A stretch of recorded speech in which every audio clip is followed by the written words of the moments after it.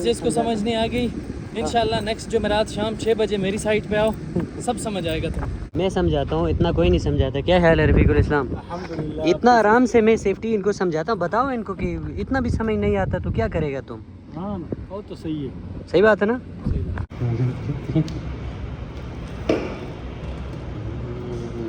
माशाल्लाह माशाल्लाह सुभान अल्लाह। हमारा हेलमेट हो, कपड़े हो, वो किसी भी सर्टिफाइड बॉडी से अप्रूव्ड होती है किसी। अस्सलाम वालेकुम, welcome to another vlog, welcome to Jugni vlog. आप देख रहे हैं मेरा यूट्यूब चैनल जुगनी व्लॉग। मैं हूँ अदनान शाह और मेरे साथ है कमर हनीफ। यार पिछली वीडियो हमने आपके लिए बनाई थी कि आपको सेफ्टी, बेसिक सेफ्टी की समझ आए, लेकिन काफ़ी सारे बंदे मैसेज कर रहे हैं कि हमें समझ नहीं आई।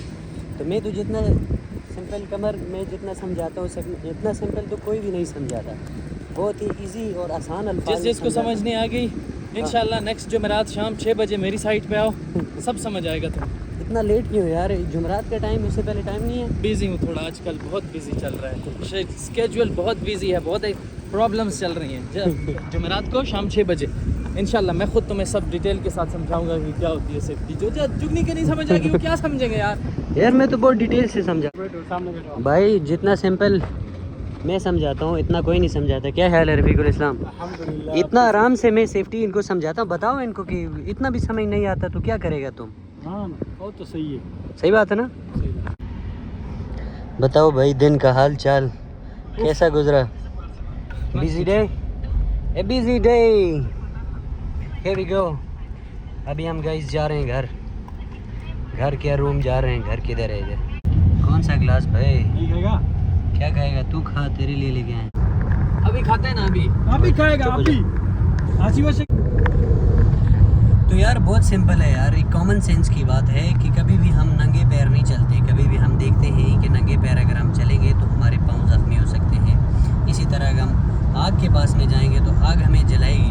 तो उसके लिए हम सेफ्टी प्रिकॉशंस लेते हैं। इन सारी चीज़ों को ख़त्म करने के लिए या इनका एक सेफ्टी के अंदर में प्रोसेस होता है जिसको हायरार्की ऑफ कंट्रोल्स बोलते हैं। हर जो एक्टिविटी हो रही है ऑक्यूपेशन के अंदर जब हम आते हैं तो हम नॉर्मल लाइफ से हट जाते हैं। जिस तरह हम नॉर्मल लाइफ में जो चीज़ें इस्तेमाल करते हैं वो ऑक्यूपेशन के अंदर में आके जो भी चीज़ हम इस्तेमाल करते हैं, वो ग्लव्स हों, जूते हों। सेफ्टी सेव करने का मतलब ये भी है कि जब आप सेफ्टी पे ध्यान देते हैं तो सिर्फ ये नहीं कि कोई बंदा एक्सीडेंट होगा कि तब आप उस पर सेफ्टी करेंगे।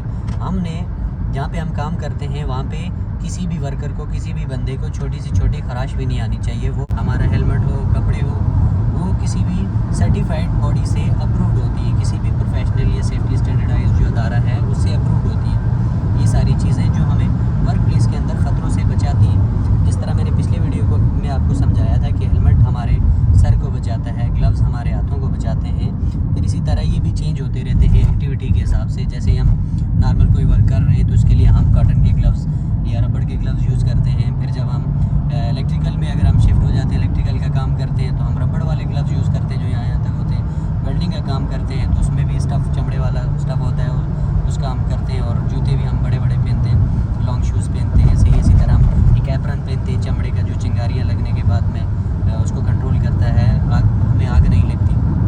तो ये कंट्रोल है, सेफ्टी में कंट्रोल है। सेम यही मिसाल है, अगर हम नॉर्मल लाइफ में ये चीज़ें इस्तेमाल करते हैं या ग्राइंडर इस्तेमाल करते हैं तो हम कोई भी सेफ्टी प्रोटोकॉल नहीं लेते।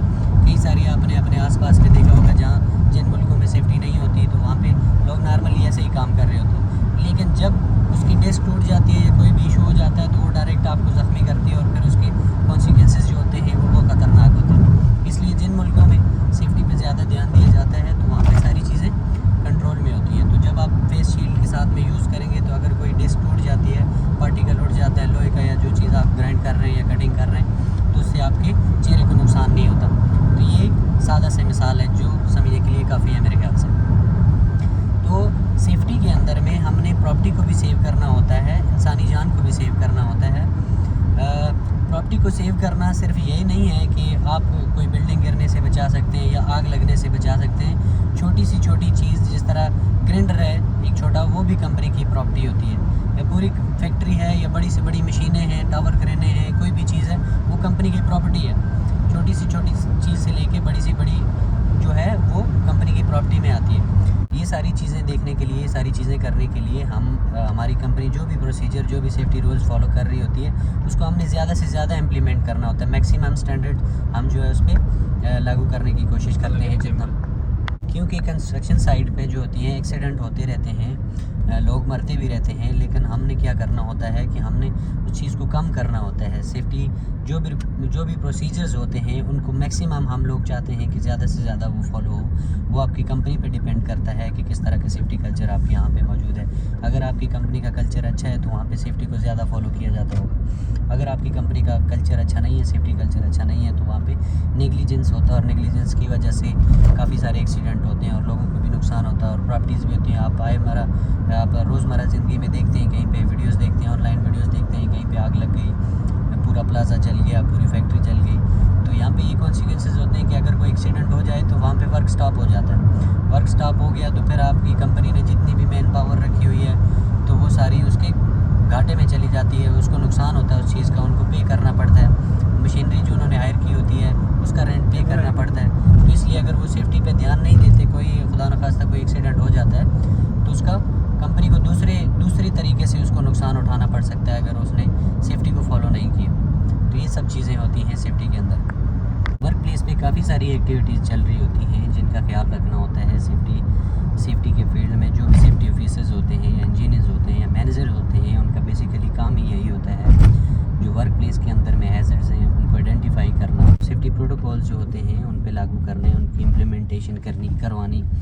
सही है, ये सारी चीज़ें होती हैं ताकि ऑर्गेनाइजेशन का काम चलता रहे सेफ़ तरीके से। तो वहाँ पे काफ़ी सारी एक्टिविटीज़ हो सकती हैं, जिस तरह एक्सकेवेशन हो गई, हैवी लिफ्टिंग होती है, कहीं पे ख़तरनाक गैसेस होती हैं, कहीं पे क्या होता है। तो बहुत सारे ख़तरनाक एक्टिविटीज़ चल रही होती हैं जिनको सेफ़ तरीके से लेके जाना होता है। इसी तरह उसके अलावा सेफ्टी सिर्फ कंस्ट्रक्शन के अंदर ही नहीं है, आपके होटल्स लाइन में भी है, होटल सेफ्टी होती है। आपके बड़े बड़े होटल्स में फायर सेफ्टी होती है, फिर आपकी रोड सेफ्टी है, हर चीज़ इवन के जो भी ज़िंदगी का शोबा है उसके अंदर में सेफ्टी मौजूद है, सेफ्टी के लाज मौजूद हैं। लेकिन जो ज़्यादातर जो अमवात होती हैं वो कंस्ट्रक्शन साइट पे होती है, तो इसलिए ज़्यादातर इधर ध्यान दिया जाता है कंस्ट्रक्शन साइट पे। उम्मीद है आपको इस वीडियो से प्रॉपर्ली समझ आ गया होगा कि सेफ्टी का शोबा क्या होता है, क्या चीज़ होती है। तो अगर आप इंटरेस्टेड हैं कि इस फील्ड में कैसे आया जाए तो मैं नेक्स्ट वीडियो इंशाल्लाह इसी टॉपिक पे बनाऊंगा और आपको डिटेल से एक चीज़ आपको डीप में जाके समझाऊंगा कि क्या होता है, क्या सीन होता है, कैसे आप सेफ्टी के फील्ड में एंटर हो सकते हैं। तो वीडियो लंबी हो रही है, वीडियो को करते हैं एंड आज के व्लॉग को इधर ही, और अपना बहुत सारा रखिएगा ख्याल और चैनल को सब्सक्राइब करना ना भूलें, वीडियो को लाइक करें और प्यारा सा कमेंट और साथ में एक शेयर भी। तो मिलते हैं फिर नेक्स्ट व्लॉग में, तब तक के लिए दीजिए इजाज़त, अल्लाह हाफिज़।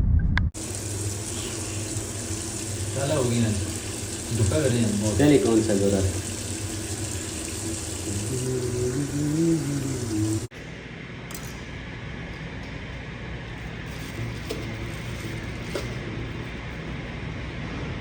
किस लिए घर लेके जाने के लिए रख करीब। नहीं, तुम नहीं समझेगा।